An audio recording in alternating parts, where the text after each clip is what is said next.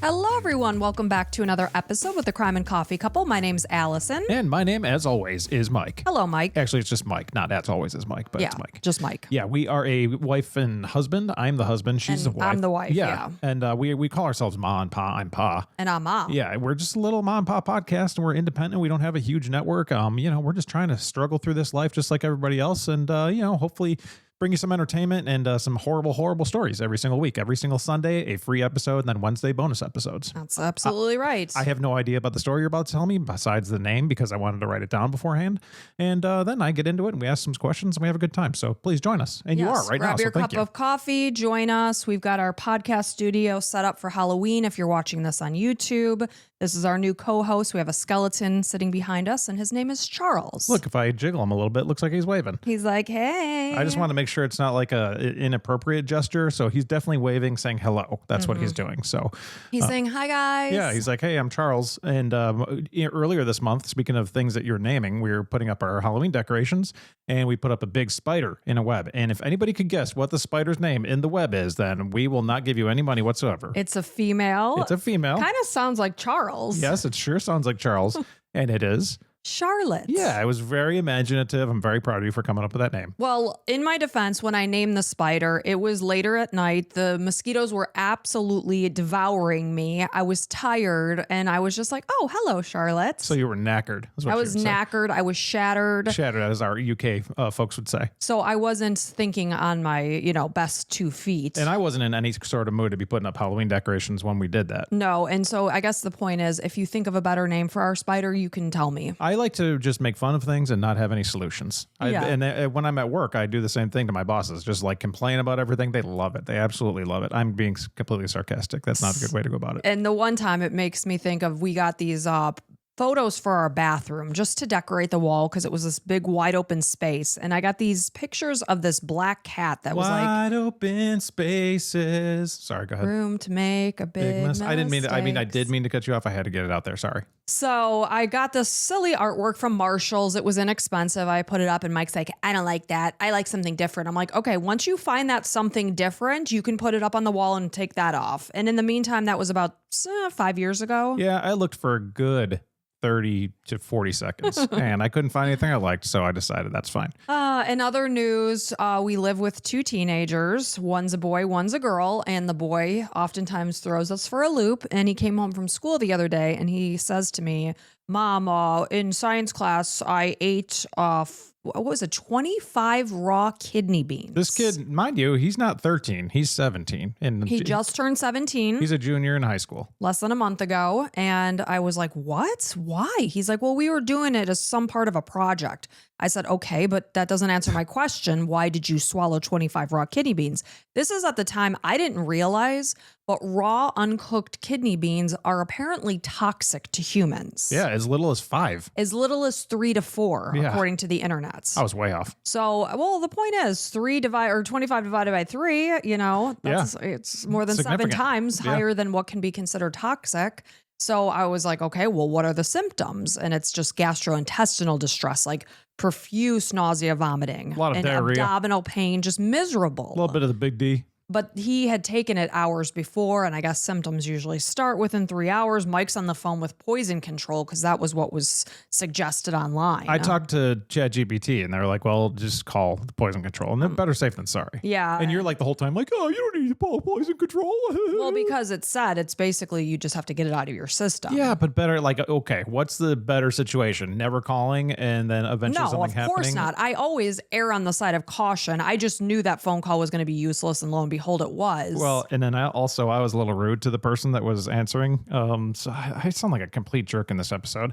But they were like, okay, yeah, I'd tell them all the information, kidney beans and whatever. And they're like, okay, and why were they eating kidney beans? I was like, it was in a classroom. I'm not really sure. And she's like, but why that? I'm like, it doesn't matter. I just need to know if my son, like, what we need to do. Like, let's not, like, I was like, what are you turning into, one of those crotchety elderly people who just snaps at people? I was in the mode of like emergency mode. Like, let's just figure out, tell me what I need to look for. Tell me what we should worry about. And I was very concerned about his comfort. I wasn't concerned about his life. Nothing online suggested that he was going to die. It was going to be very unpleasant for him. I didn't know that. I thought you said toxic and I was worried about death. So I was like going into shock. Well, and I'm like, you have baseball tonight. Why would you do such a thing? He's like, oh, I don't know. I thought it'd be funny. And Well, I'm it's like, just please beans. don't do that. So just in case you guys ever come across raw kidney beans, Don't eat them. Yeah, I don't know toxic. why you would, but I would also suggest that to my son. Why would you? Well, because it's funny. And I was like, I saw a reel on Instagram where a teenager, ate some slug to make his friends laugh. And it turns out the slug had parasites. It went to his brain and he ended up going into a coma and then eventually dying. Yeah. And I said, please don't do stupid stuff just to get laughs like teenagers tend to do. But, I'm sure I may as well have gone and talked to a wall. I would have had better success than having that conversation with our son. I love when you do that. She physically will go to a wall and be like, what? I'll have more success doing this. And she'll talk straight to the wall. Be like, hello, what I'll are you be doing? like, Cameron, don't do that. Okay. Same exact reaction here. And he'll be able to watch all of this because he's editing all of our YouTube videos. So So thanks, hi, Cam. Cameron. Hey, bud, you're doing a great job. So on that note, shall we dive into this cup of coffee? Let's do it. All right. So this is a listener suggestion from Emma, and this is the murder of Rachel O'Reilly. So although Monday, October 4th, 2004, it may have begun as a calm day for Rose Callily, it turned into a mother's worst nightmare. It was a nightmare that she will never be able to erase from her mind. That afternoon, when she went to her daughter's home, this is 30-year-old Rachel O'Reilly, she found her daughter on her bedroom floor, brutally murdered and beaten to the point that she was unrecognizable. And like I said, this is an image that Rose will never be able to remove from her memory, from her mind. So that Monday in October of 2004, it was an absolutely gorgeous, crisp autumn day. It was much drier and milder than what was typical for that time of year. Rose was home with her husband, Jim, and their 3 sons. This is Declan, Paul, and Anthony. So Jim owned a plumbing company. Oftentimes he wasn't working from home. He was out doing things. That day it was a bit of an odd thing. He was there and it was a nice treat for Rose. So that afternoon, since she had her husband and her boys there, she decided to make them lunch. They were basically just sitting around eating, chatting, enjoying the afternoon when their phone rang. And it was her son-in-law. This is Joe O'Reilly. This is Rachel's husband of 13 years. And he told Rose that Rachel hadn't gone to pick their son up from daycare. And apparently in Ireland, they call it creche daycare. Okay. I was like, what in the world is creche? There were a couple of terms that I had to look up because I didn't know what it was. And, in the US, we don't refer to it as that. So right away, Rose was exceptionally concerned because Rachel was an extremely attentive, doting mother, and Rose knew for sure that had there been a reason she hadn't been able to pick up her 2-year-old, she would have gotten a hold of somebody, likely Rose. Rose was about 20 minutes away. So right off the bat, she was exceptionally concerned. Yeah, any decent mother's going to go pick up their kid from daycare. And also, everybody listening to this is instantly thinking, was it Joe? So the thing is, obviously somebody might have car trouble, a flat tire, but like I said, Rachel would have called somebody. So right off the bat, Rose knew that something must be terribly wrong because, like I said, an attentive mother doesn't just forget her child at daycare. So Joe explained that he was on his way to the daycare to pick his son up. So Rose told him, okay, I'm going to go over to your house to check on Rachel, see if she's there. So at 1:45 p.m., when Rose pulled into Rachel and Joe's bungalow, she was immediately concerned since Rachel's car was parked there, sitting in its usual spot in the driveway, and their 2 family dogs, this is a Labrador and a Springer Spaniel, they were outside by the front of the house. So immediately things are concerning. The curtains were drawn. This was also very unusual. And as she made her way to the back of the house, Rose saw that the patio doors were open wide. She walks into the house. She sees in the kitchen, the faucet is running at full blast. So concerns all over the board. The contents of some of the drawers were strewn about the house. It was starting to look like the house was ransacked. So as Rose walked through the house in the direction of the sitting room, she was obviously calling out her daughter's name. She was only met with silence. So there were videos that were scattered around on the floor. It was obvious that something was terribly wrong. So as she continued through the hall in the direction of where the bedrooms were, there was still no sign of Rachel. The house was completely quiet. So what Rose saw when she entered her daughter's bedroom, it's something, like I mentioned earlier, she's going to see it for the rest of her life. Something that made her instantly feel that part of her died in that very moment. Blood was spattered across the walls, the ceilings, and the door, and her baby girl's lifeless, battered body was lying on the floor with blood pooling around her. It was such an incomprehensible sight that Rose isn't even able to attempt to describe what she actually saw in that moment, but it's a memory that will haunt her until her dying day. Rachel Callaley was born on October 10th, 1973 in Dublin, Ireland. She was adopted by Jim and Rose Callaley, and she was raised in a very happy, loving home as the third child of 5, all of whom had been adopted. When she was 14 years old, the family relocated to Australia, but they only stayed there 1 year. I guess they just really missed their home country of Ireland, so they came back. And according to Rose, like her 3 brothers and her 1 sister, Rachel quickly grew up into a capable, enthusiastic child. She put her heart and soul into everything that she did. She was a bubbly girl. She made friends everywhere she went. She just had that personality that just drew people to her. So when Rachel was 17 years old, she met a 19-year-old Joe O'Reilly. They were working, so at the time she was working at a part-time job at one of the city's biggest department stores. This is Arnott's. And Joe, who was 18 months older than her, he was there at the department store. He was working full-time in the men's department. And according to Joe, it was Rachel's height that initially captivated him and caught his attention. Was she pretty tall? She was. She was 5'11", and he himself was a very tall guy. He was 6'4". So once Joe convinced Rachel, because apparently Rachel was a little hesitant to date, so he convinced her to go out on a date, and right off the bat they hit it off, and he soon became her first and only love. So Joe's parents, for his side, his parents divorced when he was a child. His father moved to England. His mom stayed with the kids in Ireland. So Joe's sister, she had a disability. So, his mom had her hands full. So Joe, being the boy, he kind of stood up as the man of the household, kind of stepped in as the father just to their day-to-day lives. And he himself hoped that one day when he became an adult, he would find somebody to, settle down with and have children of his own. So while they were traveling in France, this happened in 1994, it seemed like this fairy tale moment. They were up in the Eiffel Tower and Joe got down on his knee. He pulled out the ring and he proposed to Rachel. That's like a fairy tale. That's amazing. I mean, it's like a picture perfect proposal. And, Rachel's family, when she had brought Joe home, they really liked him. They saw him as a polite young man. He seemed to make their daughter happy. So that's really a parent's goal. They want their kids to be happy. And, Jim and Rose saw that Rachel was happy. So they were happy because of that. So then 3 years later, Joe and Rachel got married in April of 1997. And Rose recalls the smile that was on her daughter's face at her wedding while they were dancing. And she could just see that her daughter was just glowing with love for her new husband. And really, any parents, that's all they want is for their kids to be happy. Mm-hmm. And that's why, like, every decision, for a good parent goes that way. It's like just seeing a smile on your kid's face and like fulfillment. It's like, oh my God, finally, thank God. All is right with the world. Right. And we tell our kids that all the time. As long as you're happy, you're in a relationship where you're loved and respected, that's what we want for you. So before they settled into their lives together, they traveled to Kenya for their honeymoon. And then over the next several years, they focused on their careers, where Rachel was working for solicitors and Joe worked for a software company. So Rachel and Joe, they had their first child, a son that they named Luke, in March of 2000. And then the following year, they had their son Adam. He was born in October of 2001. So now they're a family of 4. They've got small children. So the O'Reillys moved to Knoll, which is this cute little charming village at the northern edge of County Dublin.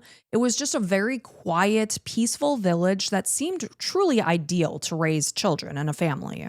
So after their sons were born, Rachel began working in sales for Avon and Tupperware. And this seemed like the perfect situation because she had 2 very young children. So this gave her flexibility that she could work on her own time. And that was important because at the time, Joe was managing an outdoor advertising firm and he was often traveling. So it put her as like the more stable job to be there to be with the boys. And she was making it work. She was balancing their young children with her career as well as the household. While Rose did worry, as a mom, she was worrying that maybe Rachel was doing too much. Maybe she would be very lonely being out in the country Because when you have two young children, it's not like you can chat with them. Her husband's traveling a lot for work, working long hours, and then she's out in the country with her two very young boys. Yeah, it's a lot of work. Yeah, so Rose just worried about her daughter's happiness. So Rachel's family, they couldn't help but notice, though, that Joe didn't really mingle much with them when they would have family get-togethers. Oftentimes during these get-togethers, he would be either playing with the children or watching TV, not really interacting with the adults. Which, I mean, we know a couple people like that, and they're not, some people are just, antisocial a little bit. I think this seemed a little different than what was normal for him. So he wasn't being rude. Oh, this is like something new. It seemed different. Okay. Yeah, it seemed like something was changing. And they said, he wasn't rude, but they just felt that sometimes he could be cold and distant. So Rose recalls a time that he was actually rude this time. He made a crack at Rachel about her weight. And this is just something you don't do. No. On top of the fact that she had just had a baby and she was struggling to lose her post-pregnancy weight. And you should not, as a brand new mom, have any sort of pressure to have a certain body after you have just created and delivered a human. Yeah, and I mean, whether you're a mom or not a mom or whatever, if you're in a relationship, there's better ways to come about these situations and these discussions. It's like, it's not an easy discussion, but it's just like, hey, I'm worried about your health and stuff. And just he's being a dick. He was just being a dick, and that's really what it came down to. So then rumors began to swirl that maybe Joe was having an affair, and both he and Rachel confided in friends that their marriage, it was lacking affection. So according to Rachel's friend, who just so happened to know someone who worked with Joe at his firm or company, they indicated that Joe did not have any reason to be traveling and spending the night elsewhere, he so often claimed to be doing. That's a kind of a bombshell. It is a bombshell. So this leaves the question, if Joe's calling Rachel and saying, okay, I have overnight stays here, there, or wherever, if he's not there for work, where is he? What is he doing? Also, what a scumbag to leave his kids alone. I mean, his wife, yeah, obviously, but I'm a big time, advocate about being there for your kids if you can. You're a family man. Absolutely. You want to be there with your kids. Yep. And they're only small like that for a very blip of time. They'll never be this age again. When you have to have a conversation with your work about whether it's worth taking time off or whatever, your kids will never be this age again. Just enjoy your kids, be there for them whenever you can. And when you're in the thick of raising little ones, you feel like there's no light through the trees. But as parents with now 13 and 17-year-olds, we can look back and say, when people say it goes by in an instant, it does. Yeah. What do they say? The days are long, but the years are short. And that's truly accurate. So although Rachel's friends suspected that there were deeper issues in her marriage, she was a very private person. So she didn't often air the maybe extent of the issues that she was dealing with. So just because she wasn't talking about it didn't mean it wasn't happening. So things came to a boiling point on Sunday, October 3rd, 2004. This is only one day before Rose found her daughter's beaten body in her home. Apparently, Rachel heard one of their sons talking about Daddy's friend, Nikki. So Rachel was suspecting that Nikki might be Joe's mistress. Not only that, it appeared that they knew her, which would mean that not only was he having an affair, he was bringing her children around the other woman, which is insane. So because of their heated argument, Joe ended up sleeping in the guest bedroom that night. So on the day that Rachel was murdered, this is Monday morning, October 4th, 2004, Joe said that he left for the gym at 5:30 a.m. He planned to meet his coworker there. This is Derek Queerney. So from there, he headed to work, and this was something that Derek confirmed was accurate. Real quick, how do we know that this conversation happened, that they had a discussion about this other girl? It comes out in the investigation. Got it. So Rachel was supposed to pick their son up from school that day, which she did every day. But at 1 p.m., the school contacted Joe to inform him that she hadn't done so. So he tried calling her. She wasn't answering. This was the point that he called his mother-in-law, Rose, to see if she had heard from or seen her daughter. So now faced with the unimaginable sight of her daughter's bludgeoned body, Rose knew instantly as she was standing there in her daughter's bedroom that Rachel was dead. She was laying on her back with her upper body twisted to one side. She wore a gray sweatshirt and gray sweatpants, and blood covered her body and pooled on the floor around her head. There was so much congealed blood that at that time, Rose couldn't even tell if her daughter was lying face down or if her face was positioned to the side. So Rose knelt next to her daughter's still cold body and she said her name over and over, hoping that maybe if she said her name enough, she might hear her. But in her heart, she knew that this wasn't logical. She knew that it was impossible, but she was in a state of shock. So Rose doesn't know how long she even knelt next to her daughter's body, talking to her as she was stroking her arms. And as a mother, that truly breaks my heart. Yeah, it's, I mean, heartbreaking. You picture yourself in that situation. Obviously, the last absolute thing you want to be dealing with, because this is your daughter you love with all your heart. Right.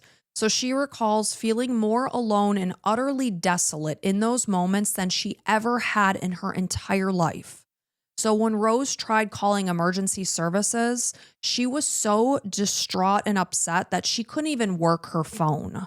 So when she noticed Rachel's phone that was sitting there, she began just randomly pushing numbers until a man, she doesn't even know who it was, eventually answered. So she asked him for help and told him that she believed her daughter was dead.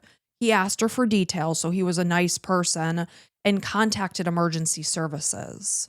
Rose then spoke with her husband and told him the horrible, unimaginable news that their daughter was dead. So Jim and their son Paul, they immediately headed over. So when Rachel's neighbor, this is Sarah, she arrived and she told Rose that she was able to hear her screams from the road. I don't even know if Rose knew she was screaming at that point. So after this moment, Rose recalls everything happening very quickly. When she heard a car pull up on the driveway, this was right around 2:30, she ran outside figuring that it would be Joe and the boys. And she did not want them to come into the house for obvious reasons. She didn't want them seeing their wife and their mother in such an unimaginable way. So as she got outside, she saw that Joe was standing on the driveway with their 2-year-old son, Adam. And she learned that Rachel's friend was picking up their 4-year-old son, Luke. Joe had a smile on his face. He was just getting their son out of the car. And Rose grappled with how she was going to tell him that his wife and the mother of his boys was dead. This was something that she knew as he's standing there smiling. It would remove his smile and it would be gone for a very long time. She knew it would be life-changing news. So although she doesn't even clearly remember the moment, Rose assumes that she must have told him the news because, quickly things started happening. A friend soon arrived. They took their little one by the hand and guided him to her car because obviously they didn't want their 2-year-old to be there. So Adam happily went along. He had absolutely no idea that his life was forever changed. He was 2 years old. Of course. Too young to understand that he would never see his mom again after her kiss goodbye that she gave him that morning when she dropped him off at daycare. So as Rose went back into the master bedroom with Joe, she felt utterly heartbroken for him, so much so that she struggled to even catch her breath. So as he reached Rachel's body, he placed 2 fingers on her neck to check to see if she had a pulse. He also moved a box of books away from her that had been positioned near her head. So Rose felt confused, though, because really what she expected was that he was going to just run to his wife's body and lift her up in his arms in an attempt to hold her, but that didn't happen. Instead, he bent over her battered body and said, "Jesus, Rachel, what did you do?" And this was just something that caught Rose off guard. And obviously this is a moment that, she's in a fog of shock and grief. So Detective Pat Mary quickly saw that the O'Reillys' home was in disarray, as if it had been ransacked. There was broken glass, overturned furniture, as if Rachel's murder had been a robbery gone wrong. Like maybe somebody came in to rob the place and didn't realize that somebody was there. Clearly that's what it was supposed to look like because everything's gone, the back door's open, everything's left. And the picture gave the image that Rachel had just come in from dropping the boys off. This is also later proven by CCTV, but when she was found, she actually had her keys clutched in her hand. Basically, this told investigators that she was attacked just as she came home from dropping the boys off at daycare. So Detective Mary describes that the scene was utterly brutal, and he said, "It is a sight I will never forget. My God, she was pulverized. Her hair was matted in blood over her ear, and you could see down to her skull. It was about 5 inches long. You could see that there was severe force, used to inflict that. So the poor woman had no chance whatsoever. Absolutely none. It was savage, cold, just unbelievable. So the autopsy proved that Rachel had died from just horrific blunt force trauma from multiple blows to her head. Her body showed signs of a struggle. You could tell she put up a fight. She tried to defend herself, but obviously what happened so quickly. She was caught off guard and it was fierce. So the wounds to her hands and her arms proved that she had truly tried to fight. So residents of the small village of Knoll, they were shocked and terrified. They're learning the news that their neighbor, who they see getting her 2-year-old and her 4-year-old out of the car into the house, this cute young family. They're learning that she was brutalized in her home, and we don't know who did this. So there could be a lunatic out on the loose. So everyone was very scared and shocked. So Rachel's funeral was held 1 week after her murder on October 11th, one day after she would have turned 31. She would have celebrated her birthday. As loved ones gathered, they each placed a letter that they had written to Rachel inside of her coffin. Joe placed his letter inside last, and the family just gave him a private moment to be alone with his wife before she was buried. So investigators went to neighboring houses because obviously they wanted to learn, did anyone see something suspicious that morning? And really nobody had. So since Joe and Rachel had been married for 13 years, obviously Joe was going to be the focal point of interest for investigators. Everybody listening, first thing they thought. So he told investigators, like I said, that he had left their house that morning at 5:30 in the morning. He left in his Navy Fiat Marea, and he was going to meet his coworker at Jackie Skelly Gym in Park West. So this is kind of right in the center of Dublin. This is about 23 miles from their home. It would have taken him about 35 minutes to drive to this location. He had planned to meet his coworker Derek Querney at the gym at 6:30, and along the way he stopped to get gas. So once at the gym, they didn't actually do a workout. They just kind of sat in the sauna together. They showered, and then they left separately to drive to their offices. They worked at Viacom Outdoor Advertising within the Bluebell Industrial Estate. So Derek worked for the company as a delivery manager while Joe was the operations manager. Joe arrived at the office right around 7:45 in the morning, and he told investigators that he and Derek then left the office again. This time was at about 8:45 a.m. They were going to the Broadstone bus depot in the city center. They were apparently checking on advertising posters that they had up. So Joe said that then he came back to the office midday. He stayed there until he got that call from the daycare saying that Rachel hadn't picked their son up. So basically, from what Joe is telling investigators, he was gone since 5:30 in the morning, tied up with work. So when he was asked about the nature of their relationship, what kind of marriage did they have, he said it was a normal one. They had ups and downs just like any couple, but it was a good marriage. Of course, he's denying to investigators that he had been unfaithful to Rachel, and he was asked, do you think Rachel has ever been unfaithful to you? And he did not think so. So because Rachel's family was in just such a state of shock and grief, they couldn't even begin to start to wrap their heads around who could have possibly done this to Rachel. She was a 30-year-old mother of a 2- and 4-year-old. She lived a quiet life in the country. She worked as an Avon rep and a Tupperware salesman. She wasn't going out partying, wasn't it? All these places late at night, not drug use or anything. It's just kind of she was a mom that stayed at home and sold Avon and Tupperware. And what was done to her, how she was murdered, was so brutal. There was so much anger and violence. It just seemed very personal. So Rose recalls that on the day of her daughter's burial, the police gave Joe the keys back to their house because, of course, an active investigation had been going on at the house. He wasn't allowed to stay there. So he was basically told by investigators they wanted him to meet them at the house because they wanted to do a walkthrough, see what may have been taken, because maybe it was a robbery. They were just getting to the bottom of things. So I will tell you, though, right off the bat, that Rachel had a large sum of money that was in her purse when she was murdered. It had not been taken. That'd be the first thing you would check is Right. somebody trying to steal money. And we can all think of how we do things when we come in the door. We set our things down usually in the same place. I would assume Rachel came in the door. She set her purse down somewhere. The person who did this to her, if they were there to rob money or the house, they would have checked her purse. So that wasn't the case. So these things are starting to come together for investigators. They did see that jewelry and a camcorder had been taken from the home, but they soon recovered these items in the surrounding area.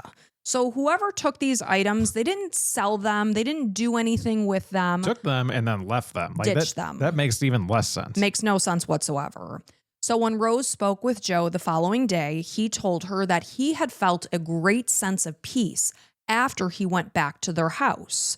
He said, of course, this is a house that he lived in with his wife and his 2 boys. He indicated that he planned to continue to live there. A lot of times when something terrible happens in a location, people are like, I need a fresh start. Yeah, all you're doing is remembering your dead wife. And I'm sorry that sounds so bad, but that's all I would be able to think about and be like, oh, she used to be there. And she used to, it's like, man, I just want to try to move on, It sucks. Right. And it's not even to say that, oh, this is the house we shared. This was the house where she was murdered. Right. And he saw her body on their bedroom floor. So anytime you'd walk into your bedroom, you would just look at that spot where she had been laying. Okay, fine. People make their own decisions. So he's saying he's going to continue to live there. So basically what he's telling Rachel's family is that after he had gone back to their house, he felt this great sense of peace. And he thought maybe if they came back to the house with him, they would also feel this great sense of peace. Weird. Yeah. But at the same time, Rose, in her mind, she's like, hell to the no. I have no intention of going back to the place where just over a week before she found her daughter's beaten and unrecognizable body. So Jim thought about it and, he was just trying to think of anything to bring them some sense of comfort. So he said to Rose, well, I don't know. If it did help Joe, maybe it would help us to just face it. Sure, because not people aren't in this situation. Right. So they're looking for options, but maybe something unexpected. So Rose reluctantly returned to her daughter's house. And while she and Jim and their son Paul and their daughter-in-law Denise were there, they found Joe's behavior both bizarre and highly upsetting. As Rose was in Rachel and Joe's bedroom, the scene of the crime, she was stripping beds and trying to straighten up. And everyone was there in the bedroom when Joe began to reenact how he believed that the person responsible must have killed Rachel. Imagine he was doing this in front of her grief-stricken mom, who was trying to put one foot in front of the other and just survive each day. It's not like a fun game, Like it's kind of it's known you shouldn't be talking about it, really. You're trying to be together as a family and trying to get over things, not trying comfort to each other, relive the whole thing. Yes, and that's exactly what he was doing. So they were stunned when he got down on his knees and began to act out the blows to her body that would have resulted in the blood that was still at that very moment spattered on the walls. Oh my God. I mean, that's crazy. So Rose only wanted him to stop, but instead he moved on to the bathroom. And as he's standing in the bathroom, he's theorizing that the killer went in there to clean up. And while there, he said that the killer probably heard Rachel gurgling and went back, and the words he said was to finish her off. Jeez. That's so messed up and so troubling and disturbing for this grief-stricken family. So then as they made their way to the kitchen, Rose felt utterly sick to her stomach. And Joe asked if anyone wanted to hear the answering machine messages from the day that Rachel was murdered. And everyone is just standing there in the kitchen quiet. But regardless, Joe played the messages of himself calling his wife. And it's almost as if he wanted to prove that he had been concerned about her. Yeah, there's some kind of play happening here in his head. He's got some kind of agenda. Yeah. So as Rose is standing there, all of a sudden she heard her daughter's voice in her head speak the words clearly. He did it. Rose admits, though, that this probably sounds strange. She could clearly hear her daughter as if someone was kicking her in the stomach. Wow. And at the time, she questioned, maybe I'm losing my grip on reality. But when she left her daughter's house that day, she knew in her heart and in her soul that without a doubt whatsoever, Joe had been responsible. That's insane. I mean, yeah, I'll believe whatever she says. She's the mom, and she's had the closest bond to her. It's you can't explain some things, Right. and whether it was just because of what Joe was doing or whatever, like that had to be really jarring for her. Absolutely. So later that night, she's sitting with all these thoughts, and she decided to share these thoughts with her husband, Jim. He got upset and pleaded with her not to talk about it with anyone else. He chalked Joe's actions up to that day, what he was doing, to maybe this is just his way of dealing with his grief. And the fact that, he had been acting very cool and calm. They said maybe he's just in a state of shock. I should say Jim said this.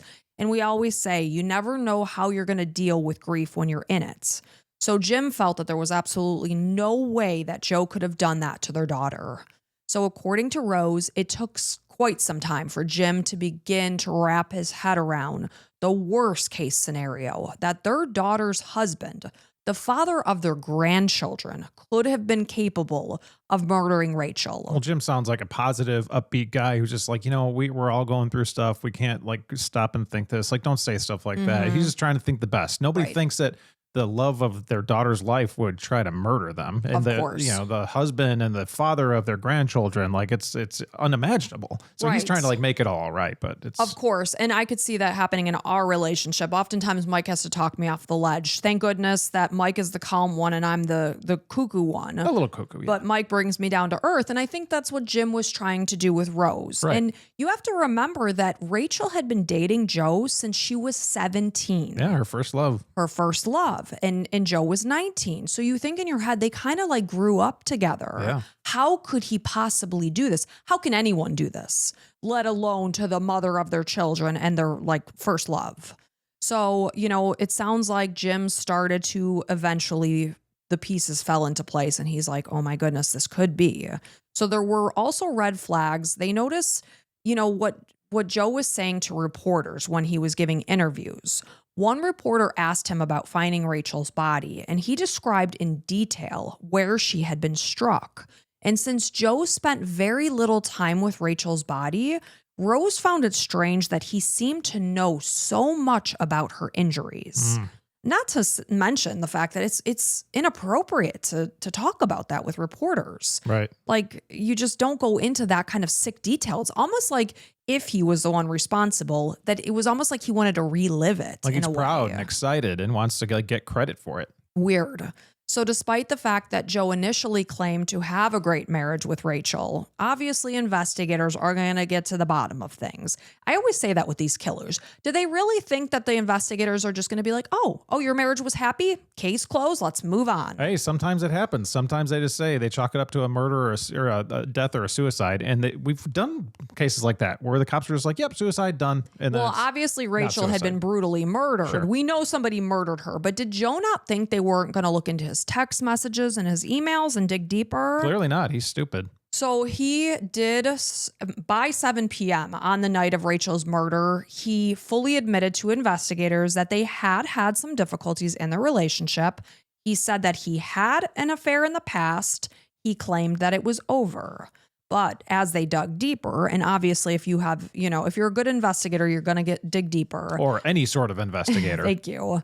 It was clear that Joe's affair, it was far from over. He was currently in a relationship that had been going on for 6 months. And this is with a previous coworker, 34-year-old Nikki Pelly. Remember the name Nikki from earlier in this episode? Mm-hmm. So they had been actively meeting up 3 to 4 times a week at her house before Rachel's murder. She had even met Rachel's 2 young boys. And I was wondering how young they were. You said 4 and 2. So the 4-year-old knows this woman's name? She's got to know them pretty decently. So they had met up with, Nikki had met up with Joe's kids on a number of occasions, usually on Saturday afternoons at her home or when they went out to the zoo together. So I assume because Rachel was doing Avon and Tupperware, Saturdays were probably a busy day for her. Sure. So Joe took this opportunity to take his boys to meet another woman. Like, what a scumbag, man. There's so many of these guys that just like try to get their wife to divorce them or whatever and like are just outward with things. It's like you're taking your own kids to your girlfriend's house, your mistress's house. Like, that's crazy. Like, how much of a piece of garbage are you? Right, because there's many people, even after the divorce, they're very careful with who they're going to introduce their children to. Like, they want to make sure that the relationship is going somewhere. Yeah, if you're a decent father, that's what you do. But we're thinking of one guy that would probably do this that used to be married to one of our friends. And the fact that, the 4-year-old, like your 4-year-old can talk and say blah, blah, blah, Nikki. It's like this narcissistic thing and egotistical. It's just like they're so full of themselves. They think they're so perfect and awesome that like somebody else, like their children don't even come across their mind. Exactly. Like he hadn't even thought, my 4-year-old could repeat this. This development might be weird for them. No, Yes. Don't even think about them. Just think about your own penis. Just what he wanted. Right. Exactly. So according to Nikki, she and Joe had been planning a future together. And 3 weeks before Rachel's murder, he referred to her as my beautiful bride to be in a text message. Like I said, investigators are going to dig into this. Yeah, if you've ever sent a text message, they're going to find it. I don't care if you deleted it. So she had previously worked with Joe, but after she left that job, they reconnected at an event in January of 2004. And this kind of re-sparked everything, and they kept in contact after this function. So within the next month or so, the relationship became romantic and sexual. So after Joe made an appeal to find Rachel's killer on the Late Late Show, this is only 2 weeks after his wife was brutally murdered. He leaves the Late Late Show where he's like pleading with, the public to find his wife's killer. He goes over and sleeps the night at Nikki's house at his mistress. So, it's just painting the picture of somebody that does not give a crap. I mean, clearly this was big news if he's on some show, Yeah. right? I mean, the Late Late Show here in the U.S. is probably different than that one. But Right. it's just, I mean, the people know about this and you're talking about it and you're in the public and then you're going to go bang your Straight mistress. over to your mistress's house. Nice. So Rachel's family eventually learned that Nikki Pelly had actually given Joe an ultimatum that he had to leave Rachel by November of 2004 or their relationship would be over. So he had time constraints. Well, that's fantastic for a female. Like, I'd like to hear a strong female being like, listen, I'm sick of being strung along. But at the same time, this guy shouldn't be thinking of murdering his wife. I mean, the divorce is probably what she meant. And, obviously it's very skeevy on her end. You're with this guy that's married with a 2-year-old and a 4-year-old, and you want to be responsible for breaking up a family. I'm not saying she's responsible for murder, but that's very scuzzy. She's basically telling him, you're telling me bride to be and all this stuff. Mm-hmm. I don't believe you. So either get divorced or not. And at least she has some pride in herself. I mean, I'm not saying she's good or bad, but I'm saying I would want my daughter to, never be with somebody. We don't want our daughter to get involved in a married relationship. Yeah, ladies and gentlemen, don't get involved with people that are married. There's plenty of single people out there. Right. Okay, so just keep that in mind. So investigators also discovered emails from Joe's laptop that was seized from his workplace that he exchanged with his sister Anne on June 9th. This is 4 months before the murder. And he wrote about how Rachel had issues dealing with their children and shouted at them on a daily basis. Now, again, this is Joe's perspective, so I'm not saying that this is true.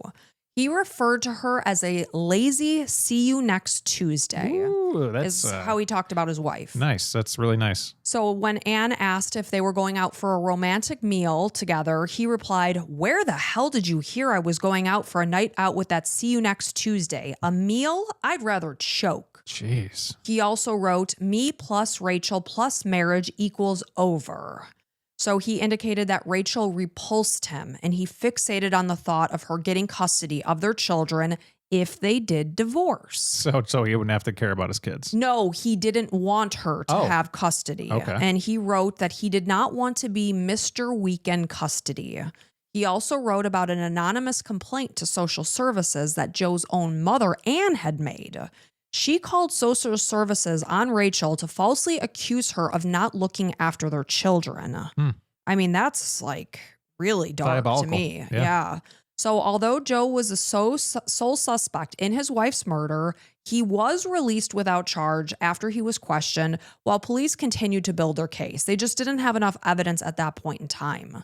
So as investigators were able to gather electronic data, They had enough evidence to arrest Joe O'Reilly and charge him with his wife's murder in 2006. So for 2 years after his wife's murder, he was a free man while they built their case. So Nikki Pelly was arrested for withholding information about Rachel's murder after investigators discovered that she and Joe called each other 8 times on the day of the murder. She later said that Joe told her that he would kill Rachel if he thought he could get away with it. But she said she never took this comment seriously. What about when his wife ended up dead? Did she take that comment seriously then? Obviously not, which is why she's being charged. Right. And I don't know what they talked about throughout those conversations that may have alluded to the fact that he wasn't where he said he was to investigators. It's like, I wish an investigator, you could just get him on tape being like, listen, you're lying, you idiot. What'd you think when she died? Yeah, and you didn't think about coming to the police then? That's why you're going to jail, okay? I'd be a terrible, terrible interrogator because I would just scream and curse at the person across from me. And you'd want to jump out across the table. It wouldn't end well. No. So Derek Queerney, this is the colleague who provided an alibi for Joe that day. He was also charged with providing false information. Good. So he and Joe had gone to the gym together that morning. That had not been a lie. But when Derek left the office for the bus depot, because remember they had to go check out those advertising posters, this happened somewhere around 9 in the morning. He was not able to find Joe at the bus depot when he arrived at 9:30. So he called him right around 9:25 in the morning to see where Joe was.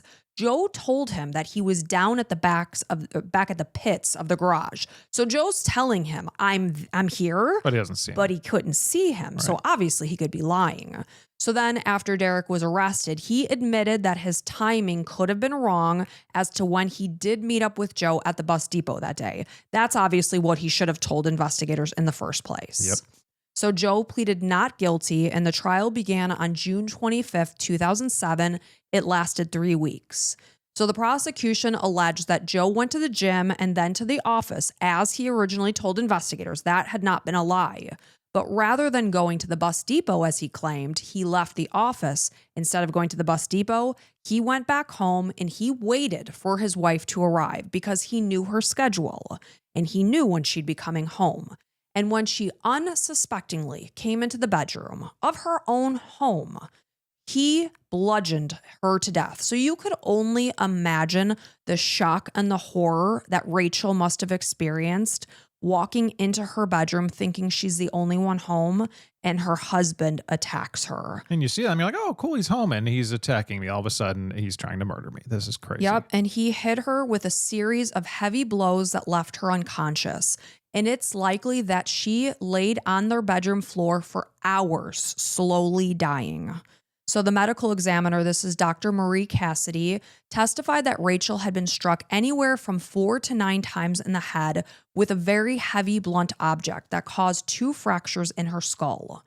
Some of the blows happened while she was in an upright position when she was initially attacked, but then obviously she was struck and fell to the floor. Some of these blows happened while she was lying on the floor. There were also 8 lacerations to her head and a series of bruises to her neck, her arms, and her shoulder. She died from blunt force trauma and she had choked to death on her own blood.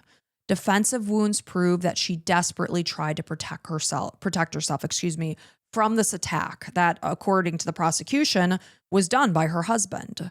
So investigators had been unable to find the murder weapon, but they speculated that it may have been a barbell, or not a barbell, dumbbell, thank you. So Joe is such a freaking moron that while he was at his wife's funeral, he made a comment to somebody that was there that said, I don't know why the investigators are searching the fields. It's in the water. So after he made this statement, it was very clear to this person that he said this to that he realized he just said something that he should not have said. So he quickly elaborated, well, if I did it, that's where it would be. There's water all around, and that would get rid of the DNA.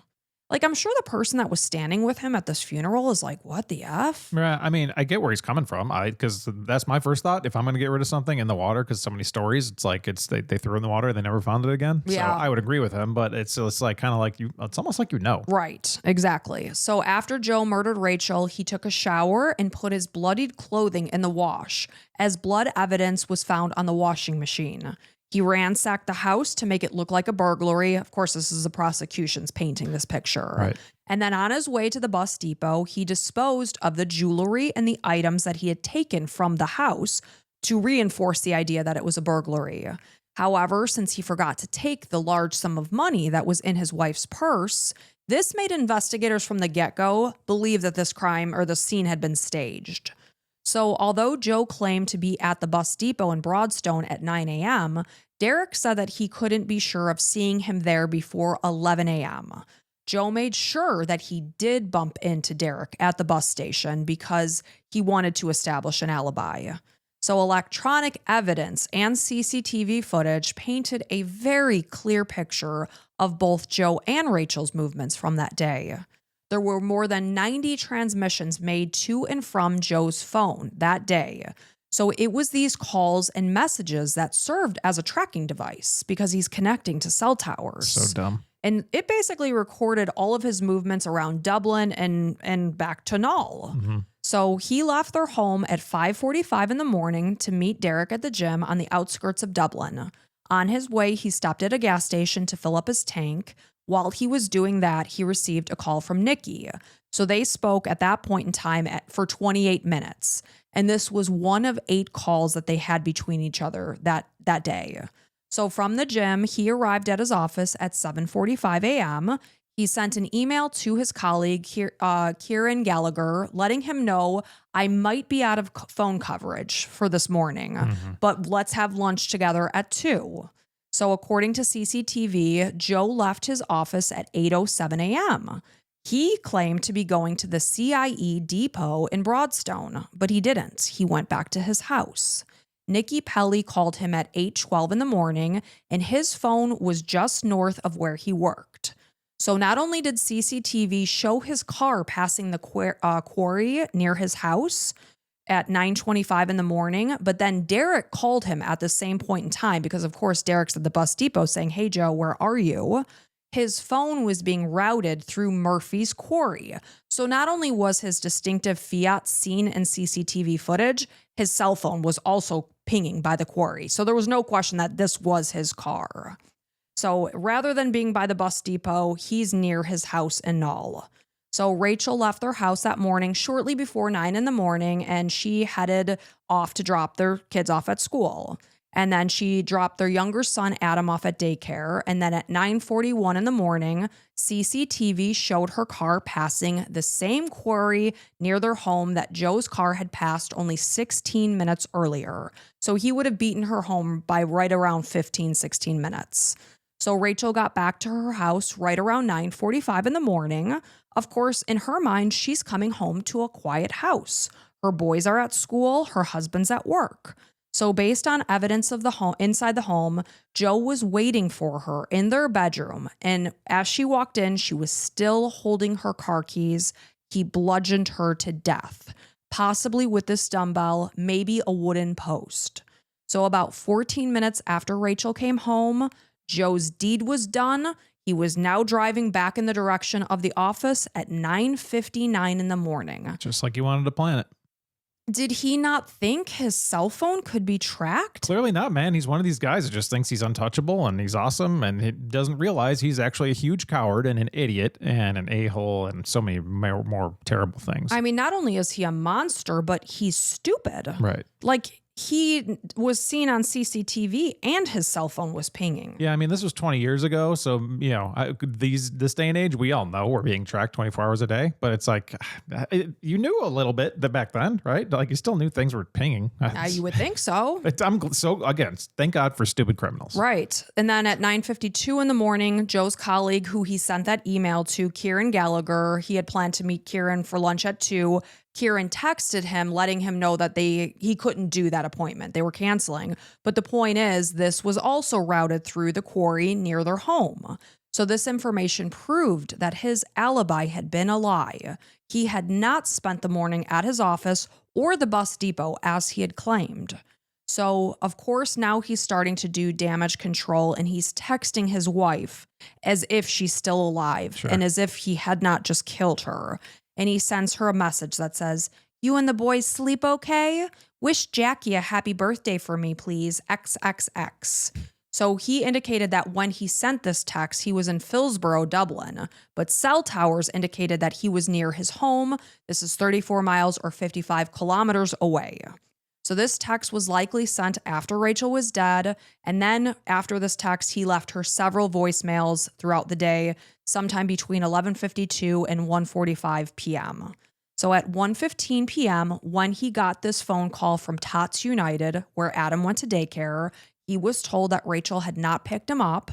He began calling her and leaving her messages. Each message got a little bit more frantic. Okay, so that's a good job by him trying to cover his tracks. He's setting a scene. So on his way to get Adam, he called his mother-in-law to say, "Hey, Rose, have you heard from or seen Rachel? Because she didn't come and get Adam." Of course, when he is making this phone call and suggesting that maybe Rose go to the house to check to see if Rachel is there, he knows that this mother is going to walk into that house and find her daughter. I don't care if she was almost 31 years old. That was her baby girl. Yeah. That she was going to find her baby girl bludgeoned on the bedroom floor, but that's the kind of guy he is. He wanted someone else to find Rachel's body. Well, everybody's thoughts and comfort are not even a concern to him. It's Not just at all. what he wants to get done. His agenda. So when he arrived at the daycare at 2:05 p.m., the teacher noticed that he did seem a little bit flushed. And from there, he went to Luke's school, which ended at 2 p.m., but he didn't arrive until 12 p.m., excuse me. At that point in time, he was told that another mother had actually driven Luke. So Luke was covered. So as part of the investigation, Rachel's body ended up being exhumed. This happened in March of 2005. Because Rose made them aware of the fact that they all left letters to be placed in Rachel's coffin, they wanted to see what Joe's note to his wife may have said. Maybe he wrote a confession. Who knows? So this letter that Joe wrote was dated on October 8th, 2004, 4 days after Rachel was killed. And it read, "Rachel, I love you so very, very much. I can't think of what to do without you. You're the best thing that has ever happened to me. This is the hardest letter I've ever had to write, for reasons only we know." So he wished her a happy 31st birthday, and he also wrote, "Rachel, forgive me. 2 words, 1 sentence, I'll say them forever." So he didn't necessarily confess, but he was apologizing. For what? Yeah, I mean, you can chalk it up to just things he did bad in the marriage. Or not being there. Sure. And this was a 5-page letter that he wrote. Wow. So there's a lot of things that weren't included, but it wasn't damning in that regard. So Rachel's birth mother, because of course Rose and Jim had adopted her, this is Teresa Lowe. She had given her daughter up for adoption at 17 years old. And then she got back in contact with Rachel when Rachel was 18. So she attended each day of the trial, and she also told Rose and Jim that she would fully support them in any legal battles that they might face to gain custody of their grandchildren. Rachel's birth sister, Sandra, she was also at the trial, and then she later named her baby girl Sophia Rachel in honor of her. So in July of 2007, Mike, the jurors came back with a verdict, and what do you think they found Joe? Instantly guilty. Yes, a unanimous verdict, and he was sentenced to life in prison. Although in Ireland, I will tell you that the average life sentence is 20 years, and after you serve 12 years, you can officially start to apply for parole. I don't get that. But Only okay. 12 years you can start to apply for parole. Yeah, I mean, it's the thing with these sorts of murders. It's not like he's a serial killer, but obviously he killed his own wife in cold blood. He is capable of killing the wife and mother of his children, completely violent and brutal. If he could do that to her, he could do that to anybody. Yeah, Nikki, you're next, or whoever else he chooses to get with. And then you're going to fall for him because you think he's charming or whatever. And just like all these narcissists, it's terrible. And by the way, he wasn't a very good looking guy either. So Nice. I don't know. Rachel's 2 sons, they were initially cared for by Joe's family, specifically by his mom, Ann, and then later his brother, Derek.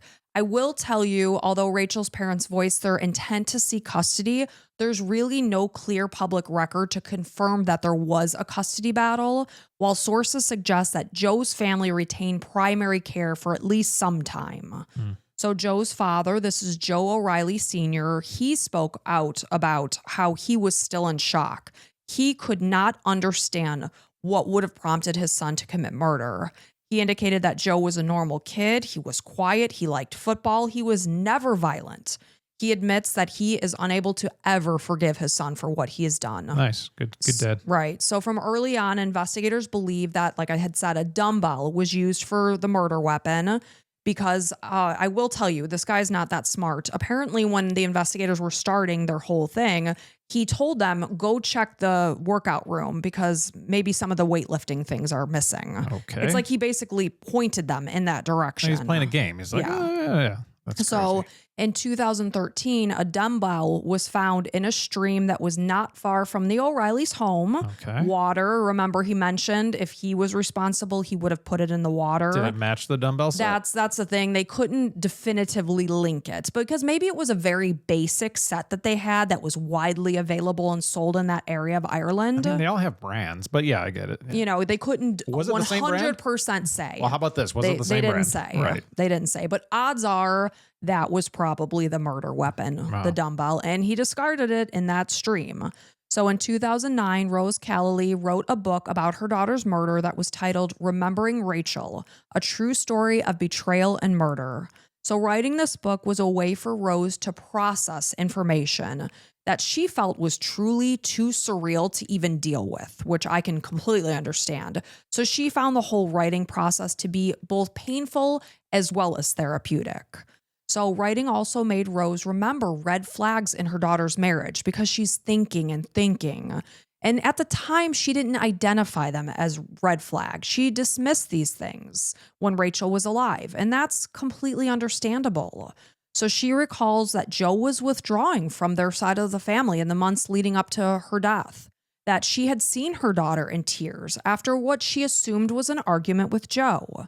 When Rose spoke with Rachel's friends, they said that they were also unaware of what was really going on other than little tiny bits of information that were basically just peppered amongst the group. And these bits did make it clear that she was unhappy and Joe was controlling. He was highly manipulative, obviously. I mean, this guy is taking their 2 kids out on a Saturday to the zoo with his mistress while his wife is selling Tupperware in Avon. I mean, that's dark. Scumbag. So Rose feels regret that she didn't realize sooner that something was wrong in her daughter's life. But how could you if you don't know? You just want to feel something. You want to be like, feel like you had some control over it. It's so sad. It is so sad. So although she has learned to cope with the pain, Rachel is the first thing that Rose thinks of when she wakes up and the last thing that she thinks of when she goes to sleep. So the Callally family sadly faced another tragedy in 2010 when Rachel's sister, Ann Callally, died at age 31. Wow. You know, this is like right at the time they lost Rachel because Rachel was buried like right at her 31st birthday. Yeah. So Anne died after losing her battle with cancer. Jeez. So in January of 2008, she discovered that she had a tumor behind her eye. She underwent aggressive treatment and she did go through a short period of remission, but sadly she learned that the tumor had returned. And then Rachel's father, Jim, he suddenly died in 2024 after he spent many years fighting alongside his wife to stop Joe from getting parole, because that is the last thing they want, is for their daughter to be dead and buried and removed from this world at age 30, and then this jackass gets to go out and live in the world. Yeah, he chills in jail for a little bit. Now he's back out. Congratulations. Wow. How is that fair? It's not at all. So since 2014, Joe has applied for parole every 2 years, all of which has been denied.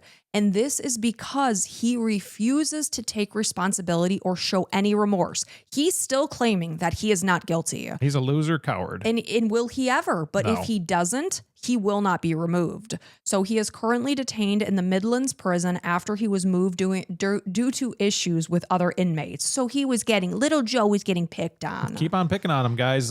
Get after him. So it sounds like unless he takes ownership of what he's done and shows remorse and can look Anne in the eyes and say, I did this, it sounds like he's going to rot in prison, which honestly, I'm perfectly content with. Yeah, rot in prison, then rot in hell. And that is the sad and tragic murder of Rachel O'Reilly. I just have no respect for any husband and dad that treats their wife like that. I mean, it's just insane. And then, yeah, you can't say that some marriages definitely aren't perfect, right? So Right. but there's other ways to go about things. How many times we got to say it, man? Like the murder is not the way to do it. Like then that's why somebody like this needs to stay in jail, because most people realize, okay, Right. I just need to get a divorce and go about things the right way. Instead, he's like, you know what? I'm more important than anybody on this planet. I'm going to murder this person. Right. And it's clear he was definitely a very like horribly selfish, manipulative person. Yeah. I mean, disparaging his wife after she's had a baby, saying she needs to lose weight, calling her a see you next Tuesday in an email to his sister. But maybe they had some issues. Maybe, I don't know. You know, like there's always things behind the scenes, but it's like none of this makes it okay to murder somebody. Never, ever. You go ahead, proceed like the rest of the world, and just get a divorce. Yeah. If you're a guy who thinks that murder is the right way with your wife or whatever, like you're a coward. You are 100% a coward and a loser and too weak to actually do the right thing. Because he said he didn't want to be Mr. Weekend custody. Well, how's that working out for you now? Yeah. Zero custody, you piece of garbage. Ugh, awful. Just so sad. I am so incredibly sorry for the Calloway family and the fact that Rose had to be the one to discover her daughter's body. That is something as a mother I can't even wrap my head around, and my heart breaks for that woman. And I just send my love to the family. Yeah, same here. Yeah. Thank you for telling the story. But thank you guys so much for being here with you. We appreciate it so much. If you like what you do, if you want to support us. Or what we do even. What did I say? If you like what you do. What? Oh, did If you I like say what you do, that? that's okay. Oh, Lord Almighty. I apologize, people, but what I was trying to say, if you like what we do, there are different ways to support us. You could go over to YouTube and just subscribe to our channel. Our son is doing our editing for our videos. It's free. It supports us. Leaving a 5-star review on whatever platform you listen on. Or if you like bonus content, we've got you covered. We're over at Patreon as well as Apple subscriptions. And once a week on Wednesday, we release bonus content. Yeah, some people say, hey, you release too much like stuff that's behind a paywall. Every single Sunday is a free episode. Every single Wednesday is a bonus. It's really simple. And 50-50. we'd love to have you over as the Crime and Coffee Couple Club. Come on over. So thank you guys so much for being here with us. And we hope you have a good week. And until next time, bye.